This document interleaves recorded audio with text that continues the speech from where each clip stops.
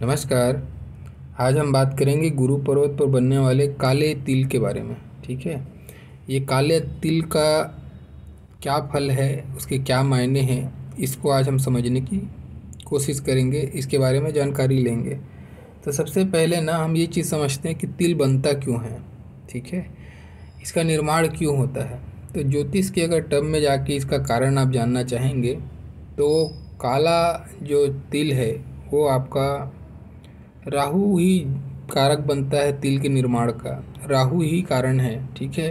तो जैसे जैसे अलग अलग ग्रहों का प्रभाव है उस हिसाब से तिल का निर्माण होता है, उसके कलर में बदलाव आता है। जैसे प्योर काला तिल है तो या तो राहु का ही पूरा पूरा प्रभाव है या राहु या शनि का साथ में समायोजन का प्रभाव है। ठीक है।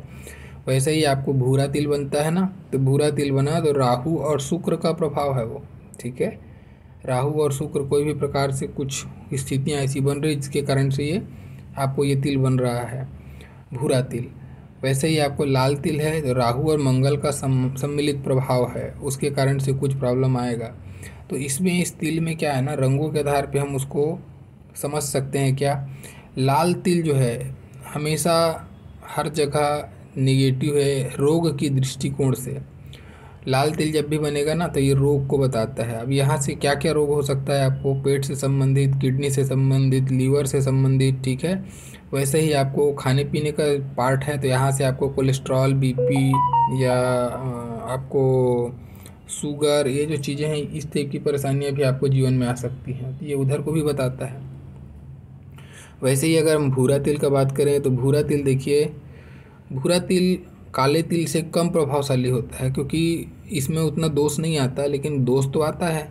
जनरली भूरा तिल आप देखोगे ना, कोई पार्टनरशिप से, कोई रिश्तेदार से, यानी धोखा, एक प्रकार का धोखा को इंडिकेट करता है, और ख़ास करके वैवाहिक जीवन के लिए तो और भी ज़्यादा ख़राब है।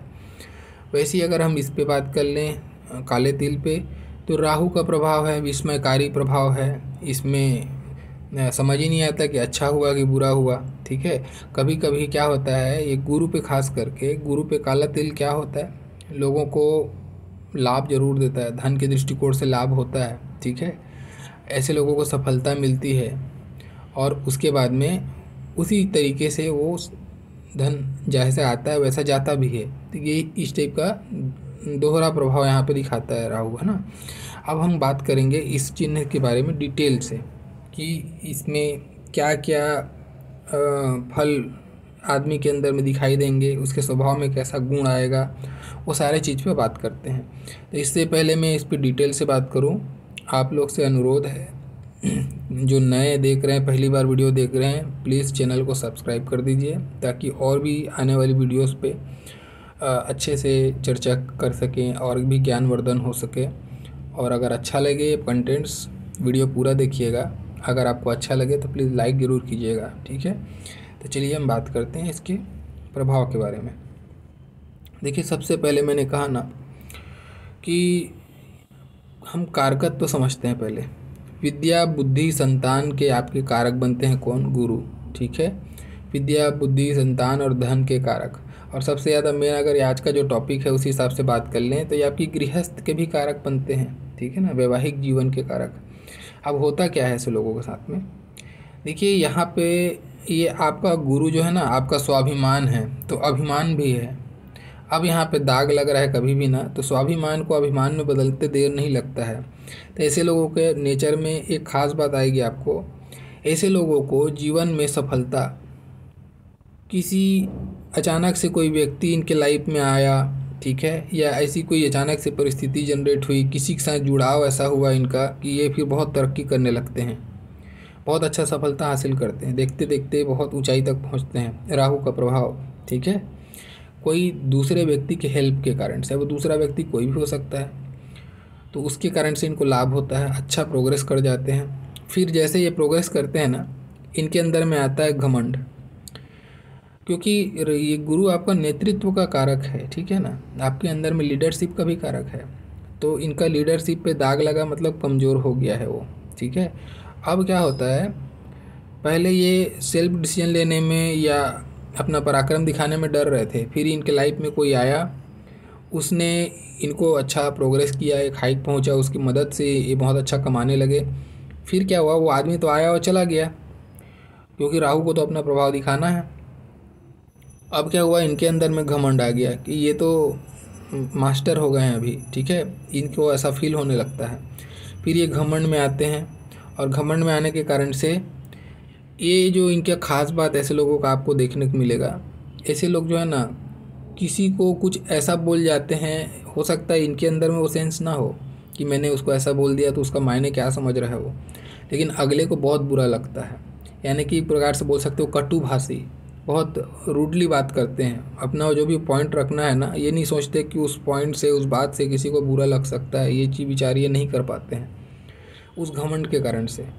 तो घमंड के कारण से चीज़ों में नुकसान होना चालू हो जाता है, इनका जो लिया हुआ निर्णय गलत होने लगता है, और फिर जिस प्रकार से धन आया होता है उस प्रकार से धन फिर निकलना चालू करता है। और वैसे ही वाणी खराब होता है, तो जैसे दूसरों का सहयोग मिलने लगा था इनको, जो ऊंचाइयों पे लेके गया था, वो सहयोग अब फिर धीरे धीरे खत्म होने लगता है। वही व्यक्ति जो इसको सहयोग देते आता था, वही अब इससे दूरियां बनाने लग जाता है इसकी बोले हुए शब्दों के कारण से। और वो बोला हुआ शब्द वो इग्नोर नहीं कर पाता, वो उसको रखा रहता बहुत दिन तक।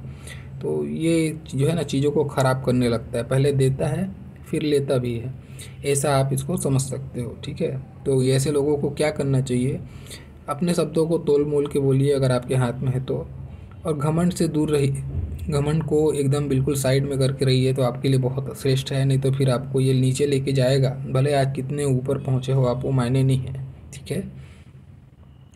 वैसे ही अगर हम बात करें तो देखिए, गुरु वो क्या हम देखते हैं, गुरु आपके धार्मिकता का भी कारक है, आपके धर्म का कारक है। हम बोलते हैं ना, ये कर्म है और ये धर्म है। तो धर्म इन द सेंस ईश्वर के प्रति आस्था, सीधा बात अगर सरल शब्दों में हम कहें तो ईश्वर के प्रति आस्था। ऐसे लोग बहुत आस्तिक होते हैं, भगवान को बहुत ज़्यादा मानते हैं, ठीक है, अच्छा बात है। लेकिन इनका जो आस्था है ना, बहुत स्वार्थपूर्ण कह सकते हो, या बोल सकते हो सीजनल होता है। अभी तो बहुत भक्ति भावना दिखा रहे हैं भगवान के प्रति, क्योंकि ज़रूरत है, बहुत ज़्यादा भक्ति भावना कर रहे हैं। फिर यह लगा कि थोड़ा सा सफलता हासिल हुआ, फिर ये ईश्वर की कृपा भूल जाते हैं, इनको लगता है कि हमारा मेहनत है, हमारा पुरुषार्थ है। फिर इनके अंदर में आता है घमंड, वो जो मैंने कहा पहले ही। फिर ये अपना पूजा पाठ सब छोड़ देंगे, फिर नास्तिक सब बिहेवियर करेंगे, फिर मार खाएंगे, फिर आस्तिक बनेंगे, फिर नास्तिक बनेंगे। ये जो चक्र है ना, इनके जीवन में बहुत चलता है। ये बड़े ही इनका अध्यात्म स्वार्थपूर्ण होता है, ये मैं बोल सकता हूँ, ठीक है। तो सीजनल भक्ति भावना करते हैं ऐसे लोग, शुद्ध नहीं होता इनकी आस्था, इनकी भक्ति, ऐसा भी देखा जाता है। अब चूँकि गुरु आपकी मान प्रतिष्ठा, प्रधानता, नेतृत्व, ये सारी चीज़ों का कारक है ना, इसीलिए यहाँ पे जब भी दाग हो गया या तिल हो गया, तो ऐसे लोगों की प्रतिष्ठा में कमी आती है। आपका जो मान सम्मान, सोशल इमेज आपने डेवलप किया है ना, वो धीरे धीरे समय के साथ साथ में लोगों को आपका कैरेक्टर समझ में आने लगता है, या बोलो कि आपके कैरेक्टर के बारे में लोग नेगेटिव सोचने लगते हैं, दोनों अर्थ बोल सकते हो, है ना। तो ऐसे समय में फिर आपकी जो पद प्रतिष्ठा है, जो आपका लोगों के प्रति सम्मान, लोगों का आपके प्रति जो सम्मान है, उस पर भी आपको गिरावट देखने को मिलता है, और ये आपको व्याकुल करता है ये बात। तो इसीलिए, क्योंकि आप अपने घमंड को नहीं छोड़ पाते और अपनी वाणी में संयम नहीं रख पाते, बस यही आपका कारण बनता है। तो ये दो चीज़ों को अगर आप संयमित रख लें तो आप इससे काफ़ी हद तक उबर सकते हैं, ठीक है। ऐसे लोगों को विशेष रूप से मैं बताऊं अगर, तो हनुमान जी की पूजा करनी चाहिए, लाभ होता है ऐसे लोगों को, ठीक है। और देखिए, इसमें एक और बात बताते हैं, क्योंकि मैंने पहले कहा कि वैवाहिक जीवन का भी कारक है ना।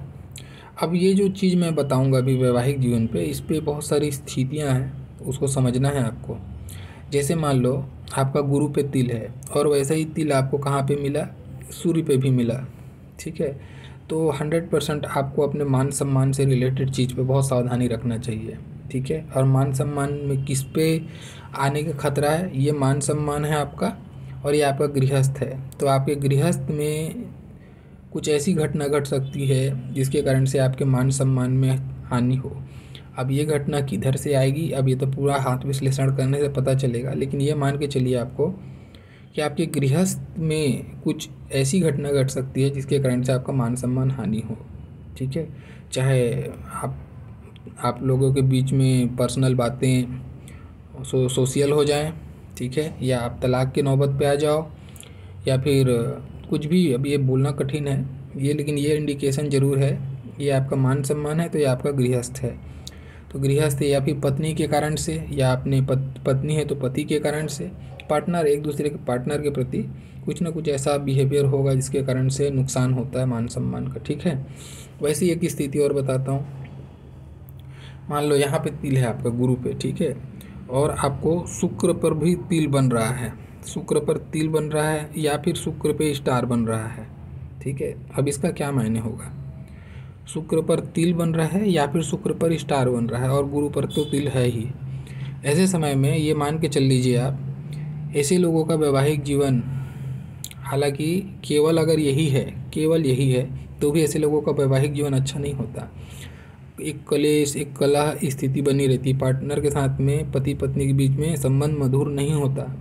ठीक है, ये अपनी पत्नी को भी बहुत उल्टा सीधा बोल जाते हैं, या फिर पत्नी है तो पति को ही बोल जाते हैं, उसकी निंदा करेंगे, इस टाइप का शब्द बोल जाते हैं, बहुत कटु भाषी मैंने कहा ना। तो ये पत्नी यानी पति है तो पत्नी के लिए, पत्नी है तो पति के लिए, शब्द में संयम नहीं रहता। और अगर उसके साथ यही स्थिति बन जाए तो आप निश्चित मानना, अगर ये कोई व्यक्ति मर्द है तो उसके अंदर में शारीरिक दुर्बलता यानी कि सेक्सुअल लाइफ में आपका व्यवधान आएगा, जिसके कारण से आपका गृहस्थ खराब रहेगा। ये इसको सेक्सुअल डिजीज़ कुछ हो सकते हैं, कोई यौन रोग हो सकता है या यौन दुर्बलता हो सकती है जिसके कारण से ये कला हो, ऐसी स्थिति को भी ये बताता है अगर ये हो तो। ठीक है, और अगर ऐसी स्थिति है, मान लीजिए आपकी भाग्य रेखा है, ठीक है, भाग्य रेखा कहीं से स्टार्ट हो वो अलग बात है, भाग्य रेखा हो और भाग्य रेखा में आपको द्वीप मिले, ठीक है, भाग्य रेखा में द्वीप मिले, छोटा मिले बड़ा मिले, उस हिसाब से उसका समय का आकलन किया जाएगा, कितना समय तक डिस्टर्ब होगा उसको भी बताता है। लेकिन आपको खाली द्वीप देखना है, अगर द्वीप है भाग्य रेखा में और यहाँ पे तिल बन रहा है तो ये अच्छी स्थिति नहीं है। ऐसे लोगों को अपने पार्टनर से बेवफाई मिलता है, ठीक है, और उसके कारण से इनका जीवन कलह बना रहता है, अच्छी स्थिति नहीं है।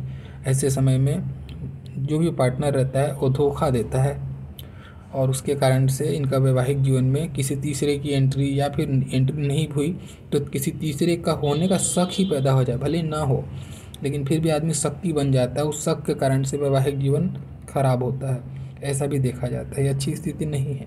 ठीक है, ये दोनों को कॉम्बिनेशन बहुत बेकार है। हालांकि एक और बात भी कहा जाता है, केवल इतना ही हो, ये तिल ना हो तो भी ये स्थिति बनती है जो मैं अभी बताया, लेकिन अगर ये भी बन जाए ना तो ये फिर प्रबल योग बन जाते हैं वैवाहिक जीवन में कलह के, ये अच्छी स्थिति नहीं है। ठीक है, अब ये जो चीज़ें बताया ना, ये गुरु पर्वत का अच्छा उभरा हुआ होने की स्थिति में है। मान लेते हैं गुरु पर्वत किसी का दबा हुआ है, गुरु पर्वत दबा हुआ है और उस पर तिल है, अब क्या होगा, अब ऐसे लोगों को शिक्षा में बड़ी बाधा आएगी, ऐसे लोगों की शिक्षा अच्छी नहीं हो पाती है। ठीक है, या फिर बोलो कि शिक्षा में बहुत प्रकार से बाधा आएगी, भले टैलेंटेड हो बंदा, पढ़ नहीं पाएगा, अच्छा शिक्षा नहीं ले पाएगा, ऐसी स्थिति वो बना देता है। वैसे ही ऐसे लोग हमेशा ना नेगेटिव विचारधारा के मिलेंगे आपको, और या फिर बोलो कि निराश मिलेंगे, बहुत उदास, बहुत हारा हुआ सा बात करने वाले, या अपने आप को हारा हुआ समझने वाले, अपने आप को अंडर एस्टिमेट समझ करने वाले, ऐसे लोग आपको मिलेंगे। ऐसे लोग सफल नहीं देखे जाते। अगर दबा पर्वत में तिल बने तो अच्छा नहीं है, वैवाहिक जीवन के लिए तो और भी ख़राब है, ये फिर वैवाहिक जीवन में तो बहुत कलह करेगा।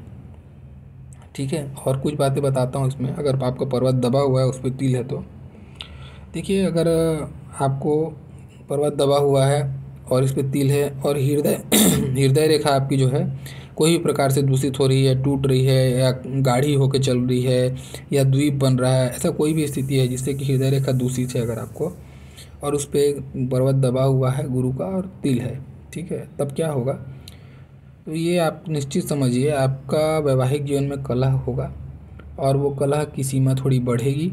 हो सकता है आप लोग का बीच में बस नाम मात्र के लिए घर परिवार में एक साथ में हो, लेकिन दोनों का मन कहीं और भटकेगा, समझ गए। चारित्रिक दोष तो आएगा ही आएगा, मन में भटकाव की स्थिति आएगी और कलह का वातावरण बना रहेगा। इसमें एक नहीं, दोनों पार्टनर का बना रहेगा। ऐसी स्थिति अच्छी स्थिति नहीं है, खराब स्थिति है, वैवाहिक जीवन के लिए बहुत ख़राब है। ठीक है, ऐसे में तलाक वलाक की भी नौबत आ जाती है।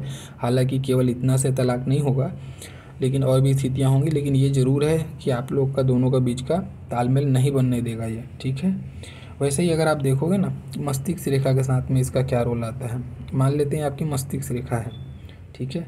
अगर आप देखते हैं कि मस्तिष्क रेखा में कोई भी प्रकार से दोष है, अब ये गाढ़ा बन रहा है बहुत, ठीक है, या द्वीप बन रहा है, या बहुत फीका बन रहा है, या फिर टूट टूट के बन रहा है, या बहुत बार क्रॉस होते हुए बन रहा है, ऐसे कोई भी प्रकार से मस्तिष्क रेखा में दोष आ रहा है और गुरु पर्वत दबा है, उस पर तिल है, तो ऐसे लोग का क्या होगा, ऐसे लोगों को अपनी शिक्षा के कारण से बदनामी, ठीक है।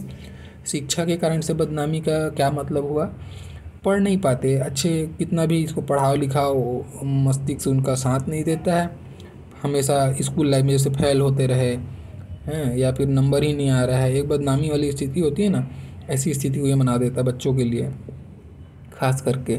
तो ऐसे समय में बच्चे लोगों को थोड़ा सा गाइडेंस का ज़रूरत चाहिए, अपनी इनके खुद के ऊपर मत छोड़िए, इनको गाइडेंस देते रहिए तो कुछ अच्छा कर लेंगे ये, है ना। वैसे ही आप एक और स्थिति बताता हूँ मंगल के साथ में आपको। अगर मस्तिष्क रेखा में द्वीप है, सपोज़ कीजिए मस्तिष्क रेखा में द्वीप है, और आपका जो ये मंगल का जो पर्वत है, ये वाला पर्वत ये बहुत उठा हुआ है, ये जो पर्वत है ना ये बहुत ज़्यादा उठा हुआ है, आपका उभार बहुत ज़्यादा दिख रहा है आपको, और मस्तिष्क रेखा में द्वीप है या मस्तिष्क रेखा कोई भी प्रकार से दूषित है, और गुरु पे दबा पर्वत है और तिल है, ये कॉम्बिनेशन क्या करेगा, ये उन्माद को बताता है, उपद्रव, ठीक है, और मस्तिष्क का भटकाव।